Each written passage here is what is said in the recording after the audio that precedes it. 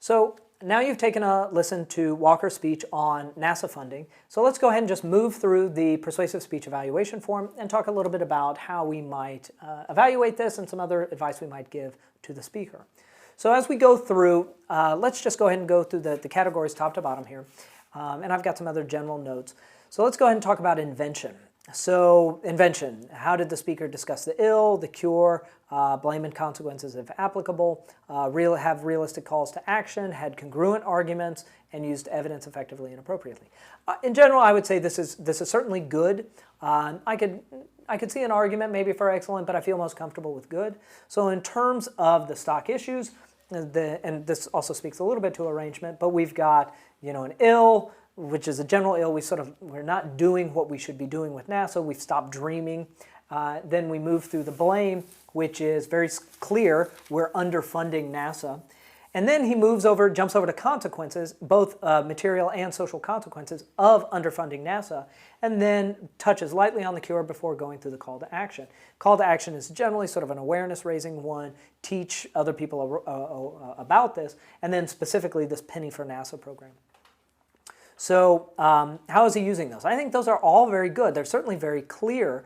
He doesn't use evidence that much, though he does use evidence early on in the ill when he's talking about the amount spent actually on NASA. Well, actually, that could probably be blame. He's shifted into blame at that point where he's talking about 0.4% of discretionary spending.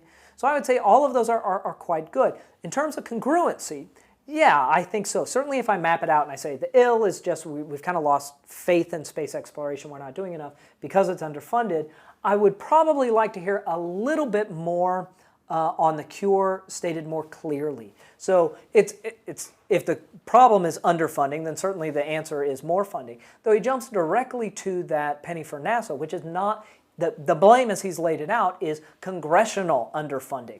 And then we jump to a non-congressional source. And he sort of talks about how we make this more of a congressional priority. Nevertheless, I would like to maybe hear a sentence or two tying that cure to the blame more specifically. Also, the call to action, very clear, maybe one line sort of relating back to, the issue is that they don't have enough money, but you here can help, and you can help for pennies a day. So maybe a little bit more on that, but it's all very clear. Arrangement. I think the arrangement is good. It's sort of an interesting arrangement choice as we go ill, blame, and then go over to consequences. And I think that actually works here. Especially even touching on material consequences, kind of what we're losing out in terms of inventions because we're not funding NASA enough. But then also this sort of larger social, emotional consequence of not funding NASA enough. And we stop this exploration. So I think from an arrangement standpoint, that's very clear. In terms of orienting the audience to the topic, yeah, at the outset, I know exactly what this is about. Arrange the speech in a clear and compelling manner, yeah. I mean, we're building, it's strategic, we're building to those call to action. That call to action is last, and the whole speech is an argument for that call to action. So we're certainly building to that. Concluded the speech appropriately and effectively? Oh, certainly. I think that was a nice conclusion. So under arrangement, again, I would say this is good, although I could hear an argument for excellent as well. I don't see too much here in terms of arrangement that I would necessarily change drastically. So then we get into style. Style. Did he use stylistic and strategic language appropriately and effectively and demonstrate a persuasive ethos? Yes, I think so. And in many ways, I think the style is well written into this speech. So we can't really sort of say, here's the argument over here and here's the style here. They're pretty closely tied together. Certainly in the blame, I'm hearing a lot of good integration of style. And throughout, the argument is made stylistically. He seems very persuasive in the sense that this isn't a rant, but it is an empathic, a pathos, we'd say pathetic in the traditional notion of pathos, not, oh, that's sad, but a pathetic attempt to gain support for it. So I think this is, again, good if not excellent in terms of style. Then we get to delivery, advanced. So captured the rhythm of the stylistic devices used a variety of effective and appropriate levels and tones, emotional levels and tones, helped distinguish between key ideas and elaborating detail. Here, I've got good, although I'm, in many ways, I think my goods for invention, arrangement, and style are are pulled into that good category because of this delivery issue.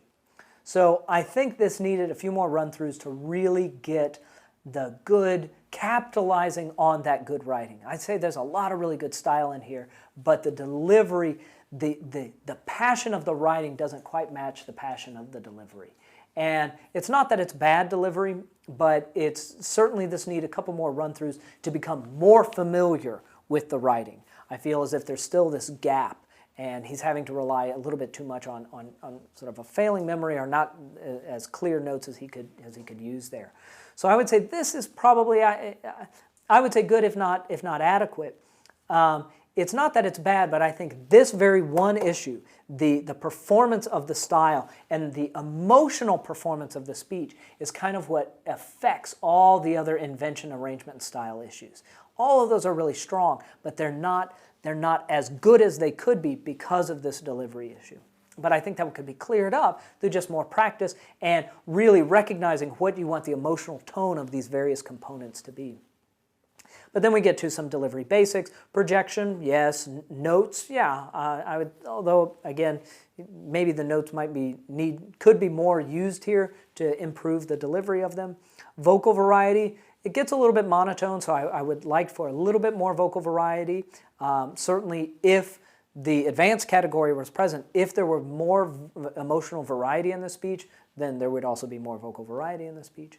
But so both the advanced, I would say good if not adequate. Delivery basics, a solid good. Speech length, it's, what is it, 7.5 minutes, so it's certainly an appropriate length. So that's a general take on this and kind of where we are. I think it's a well-written speech. I think it's a well-structured speech. I think it's a speech that probably would benefit from a few more practices and tweaking of the delivery to really capitalize on the good work that is here. So I hope this is instructive as you move into watching more persuasive speeches, analyzing more persuasive speeches, and refining your own persuasive speaking ability.